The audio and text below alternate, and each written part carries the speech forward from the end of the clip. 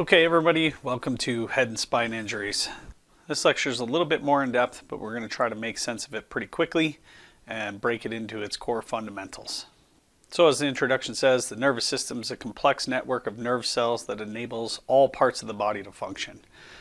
And so quite literally, this is two very large components that make up the entire nervous system, which is the brain and the spinal cord with the nerves that branch out from the spinal cord. And if you guys remember in previous lectures and in lab, we've talked about the afferent and the efferent nerves, and that's the sensory and the motor nerves. Indeed, the nervous system is well protected. You have the brain that sits inside the skull or the cranial vault, and then the spinal cord actually runs down a very protective bony structure, which is all the vertebrae, and all nerves are going to stay, for the most part, pretty deep inside the soft tissue, only trying to actually come near the surface when we have the sensory nerves, and that's at the nerve endings, and then otherwise it's only going to run kind of near an artery over a bony prominence as it's going distal away from the actual nerve root in the spinal column.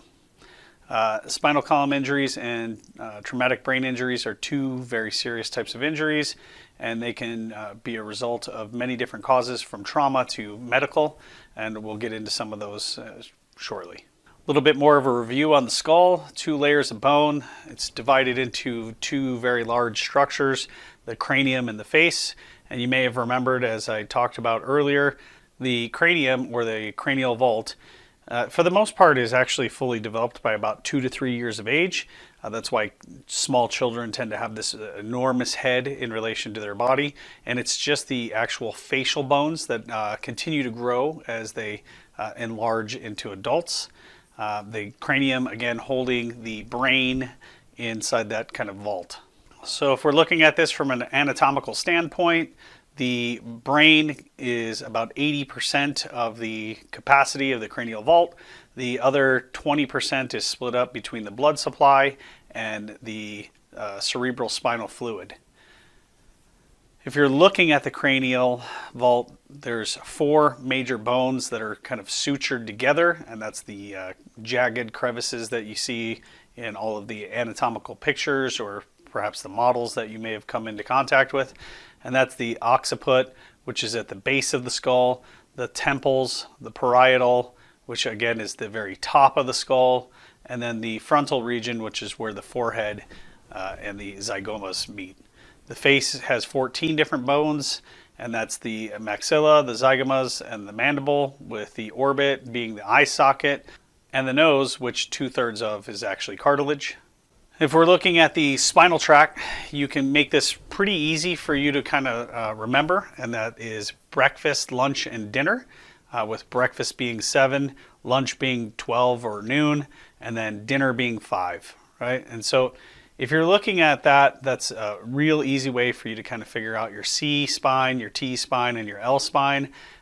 Overall, there are 33 bones, because the sacrum, which is part of the pelvis, has 5 individual bones that make that up, and then the coccyx is another 4 bones.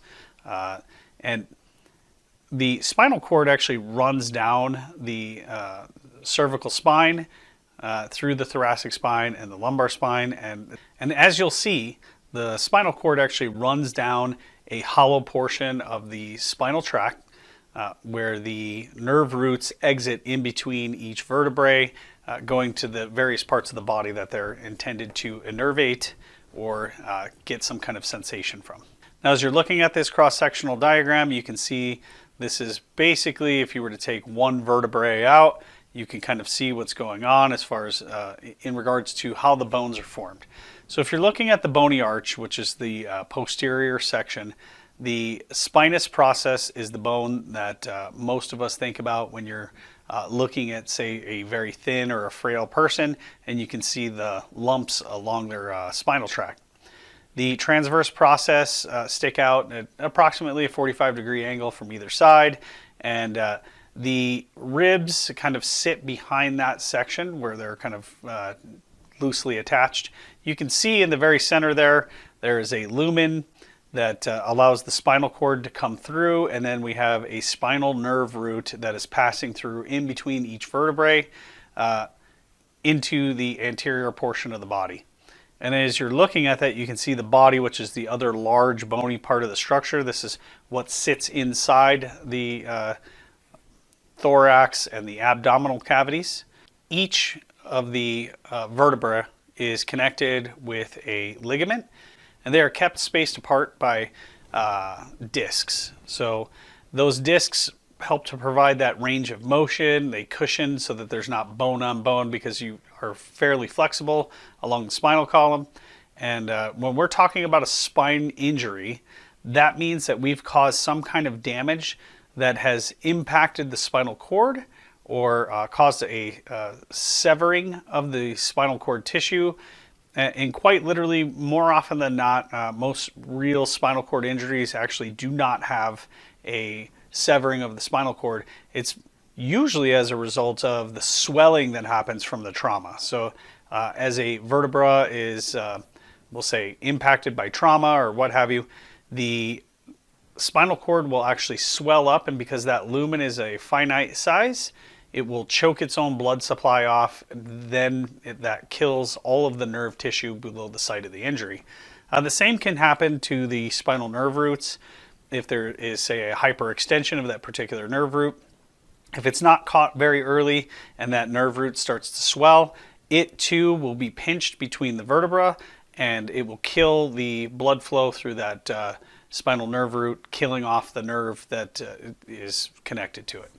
So when we're talking about the nervous system, you guys may have remembered this in one of your previous quizzes.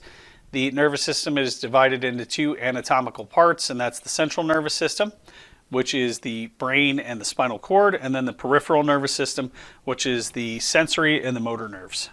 A little deeper into the CNS, the brain controls the body. There are three major areas: the cerebrum, the cerebellum, and the brainstem. And the cerebrum is that frontal cortex, or the logic portion of the brain. The cerebellum is the base of the brain, where we get motor skills and balance and coordination. And then we have the brainstem, which we sometimes refer to as like that lizard brain. This is basically automatic reflexes. This is that fight or flight, and it controls the very core of the body systems. Spinal cord is what carries the electrical impulses from the brain to the organs or the muscles, so that we can control things like vasodilation, vasoconstriction, simple movement with the hands and the arms, the legs, the feet, the mouth, all the way through basically everything that could be considered automatic. In regards to the brain, it contains billions of nerve cells, and those nerve cells all basically talk to each other through synapses. There's no storage mechanism for oxygen or glucose, and I know you guys have heard me say that at least 3 or 4 times now. The brain cannot survive in an anaerobic condition. It's got just a couple of minutes before we start losing tissue, and again, the brain being one of those few organs that is unable to regenerate. So once it's gone forever.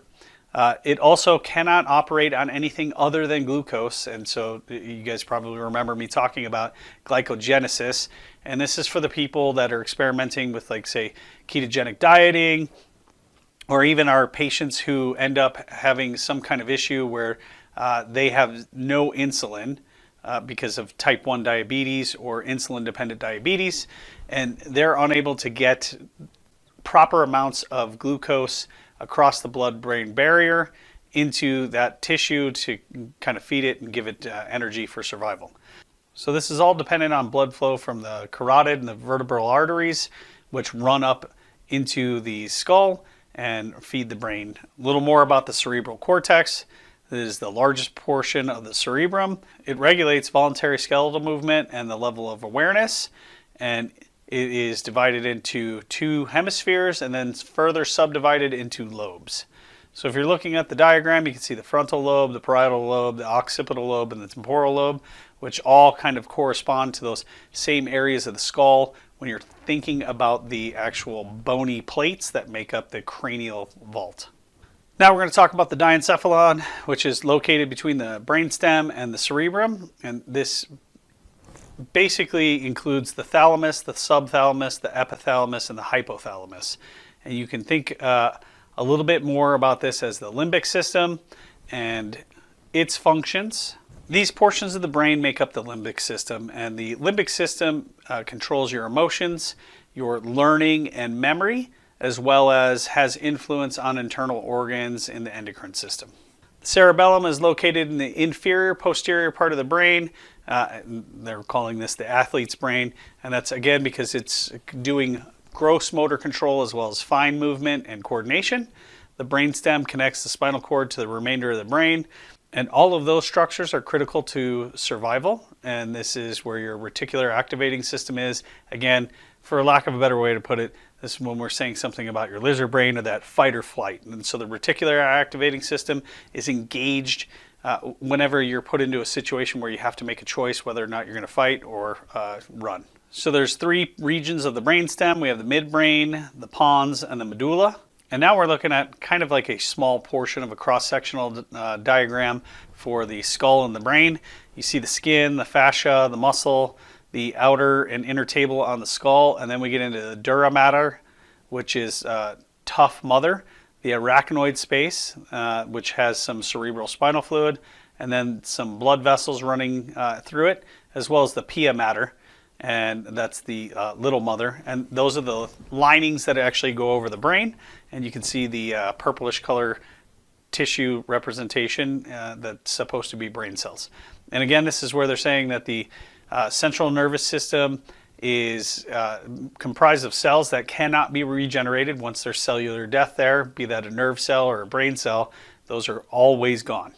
Now, as you get down through the, as you get into the dura mater and the pia mater, those are called the meninges, and this also is what wraps around the spinal cord, which is also bathing in cerebral spinal fluid. And that's where you get that term meningitis, which would be inflammation of the meninges. And that's a very serious disease if anybody gets it. As a child, it's often very survivable, but as adults, it can become extremely lethal. So we had that 33 bones that made up the spinal column from C1 down to the end of the coccyx. There are 31 pairs of spinal nerves. These spinal nerves conduct impulses from the skin and other organs to the spinal cord, and then the motor impulses from the spinal cord to the muscles. In some cases, there's a reflex loop, which a good example for that would be if you were to touch a hot stove. There's a literal reflex loop there where your skin senses the heat and the motor neuron withdraws the hand without the brain actually registering the actual flame temperature or the burning sensation. It's just what we would call an automatic reaction to survival. And that's because that can actually bypass the brain. It speeds up reaction time. When we're talking about cranial nerves, there's 12 pairs of cranial nerves. We're not going to require that you actually recite all of them, but it is kind of interesting if you want to know how to test those. There's a specific set of tests for all of the cranial nerves, and they will help you to identify some kind of neurological impairment in the case of stroke. There are three types of peripheral nerves. There's that sensory, the motor, and the connecting, and that's where we're kind of talking about that feedback loop. The somatic nervous system regulates voluntary activities, and then the autonomic nervous system regulates body functions, the involuntary activities. It's divided into two parts, and that's the sympathetic nervous system, which is going to increase metabolic rate, increase heart rate, increase the respiratory rate involuntarily. The parasympathetic nervous system is going to slow all those things down. So one of the things that you can think of that's kind of a little bit different is in regards to respiratory rate, it can be both somatic and autonomic nervous system driven because you can purposely override your respiratory rate. Whereas it's impossible for you to say, I want a heart rate of 100 and then to actually do that. So it's just one of those weird things when you're looking at it and you're trying to figure out like how all of this kind of comes together. But just remember that the body can override your thought process and make you breathe at a much faster or deeper level. And you can control it with cognitive thought and kind of change that parameter if you so choose. So that's one of the few organ systems that kind of has it both ways, but don't confuse that with the way that the rest of the body works. So we're talking about patho for head injury. Traumatic injuries to the head can result in soft tissue, bony structure, or brain. And I got to tell you, like a real true head injury is a significant amount of force unless there's a very sharp, very small, rigid thing that's penetrating into the actual brain cavity. So if these patients have some kind of a significant head injury, there's a high likelihood that other parts of the body are going to have significant trauma as well. And that's going to be your C-spine injuries, your pelvic injuries, and your chest injuries, because these three structures are all built to house your most vital organs. For the most part, when we're talking about a head injury, the most common type is a closed head injury. And that's usually some kind of blunt trauma, striking the head against something that's not moving, or something striking the head with significant velocity or force. The brain tissue is not actually exposed, but it can still have that significant injury. And you may have remembered or read in the book where it said coup contre coup, which is the brain actually striking the different surfaces of the cranial cavity or the cranial vault with the massive forces generated in some traumas. Open head injuries are, by definition, something that has the dura mater and the cranial contents being penetrated. The brain tissue is open to the environment.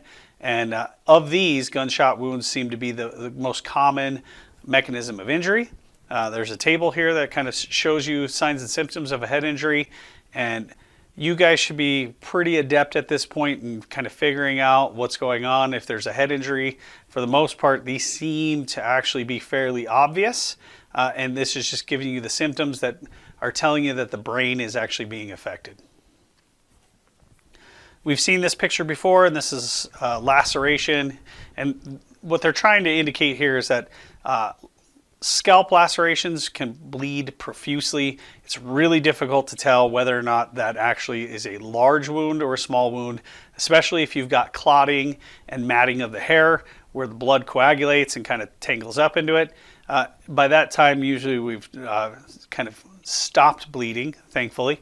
The bigger problem is that because of how difficult this is to look through the hair and the clotting or the coagulation, there's no way to know if something actually penetrated the cranial vault. So anytime that you have something with significant MOI along the skull, you want to take the most conservative measures, right? These patients are high risk, and you want to actually get them to the appropriate facility quickly. So now we're going to talk about skull fractures. And then to fracture the skull takes a significant amount of force. The skull, by design, because it's holding the most precious organ that you have, which is, basically the central processing network for all life, your brain, it is going to be significantly more durable than most any other bone in the body. It takes a tremendous amount of force to actually fracture any of these bones.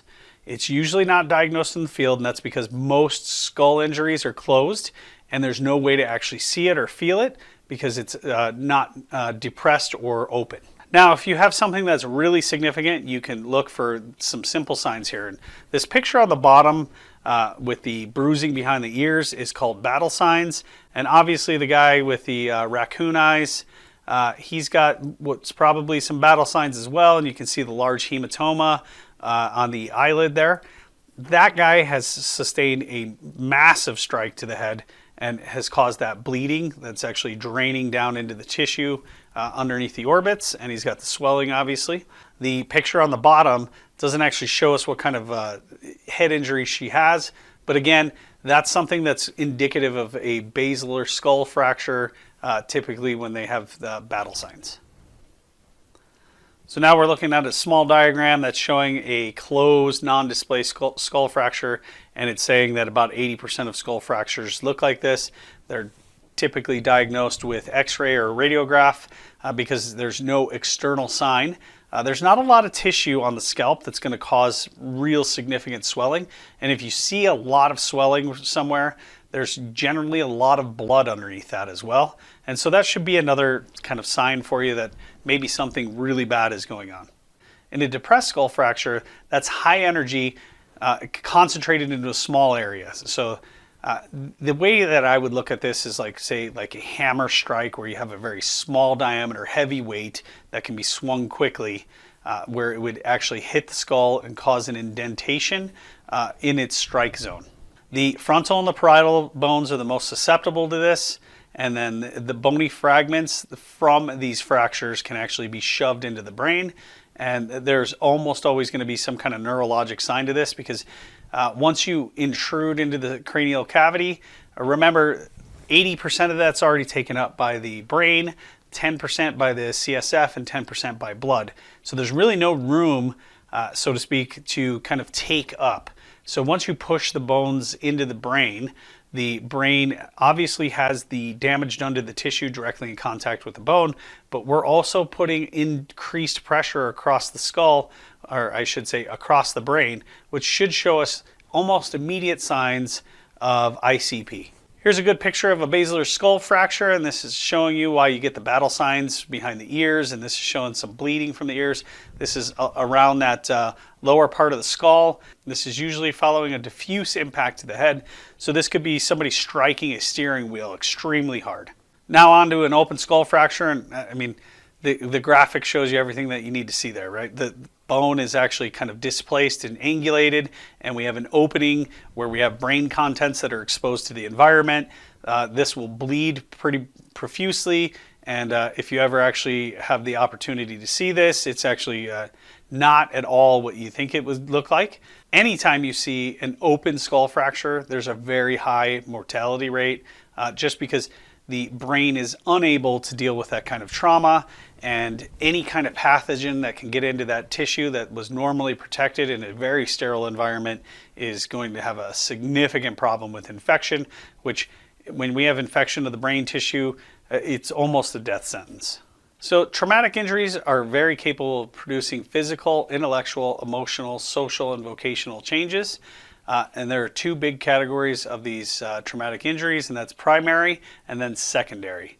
And the way to kind of think about this is a primary direct brain injury is the actual insult right then and there. So let's go back to the idea of, say, somebody struck another person in the head with a hammer.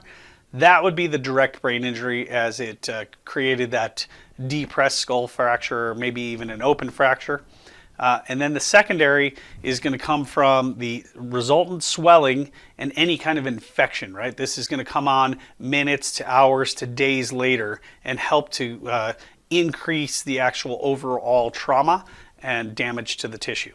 Even more on this is just showing that the brain can be injured directly by a penetrating object, or indirectly, which is more common, which is the head strike against something that's immovable, right? And then you can see in this picture here, we've got two parts of the brain that are showing some kind of injury pattern, and that's that coup contre coup, and that's the brain striking the front of the cranium, and then the brain kind of moving back in the little bit of space that it has and striking the back of the cranium.